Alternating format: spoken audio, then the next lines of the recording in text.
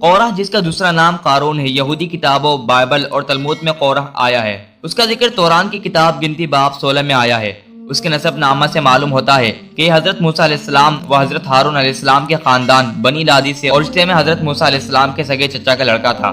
اس کو حضرت موسیٰ علیہ السلام و حضرت ہارون کی امامت و سیادت کا بڑا حسد تھا۔ اس وجہ سے اس نے یہ نعرہ بلند کیا کہ خاندان کے تمام آدمی یکساں مقدس اور دیندار ہیں، تو حضرت موسیٰ علیہ السلام اور حضرت ہارون علیہ السلام ہی کو کیا ایسے سرقاب کے پر لگے ہوئے ہیں کہ وہ قوم کی امامت و پیشوائی کرے، دوسروں کو یہ حق کیوں حاصل نہیں؟ چنانچہ وہ خاندان کے کچھ لوگوں کو ملا کر حضرت موسیٰ علیہ السلام کے خلاف بغاوت کے لیے اٹھ کھڑا ہوا۔ تورات کے الفاظ: اور قورہ بن ازہار بن قہات بن لادی نے بنی روبن میں سے الیاب کے بیٹوں داتن اور ابیرام اور پلت کے بیٹے اودن کے ساتھ مل کر اور آدمیوں کو ساتھ لیا، اور وہ اور بنی اسرائیل میں سے 250 اور اشخاص جو جماعت کے سردار اور چیدہ اور مشہور آدمی تھے حضرت موسیٰ علیہ السلام کے مقابل اٹھے، اور وہ حضرت موسیٰ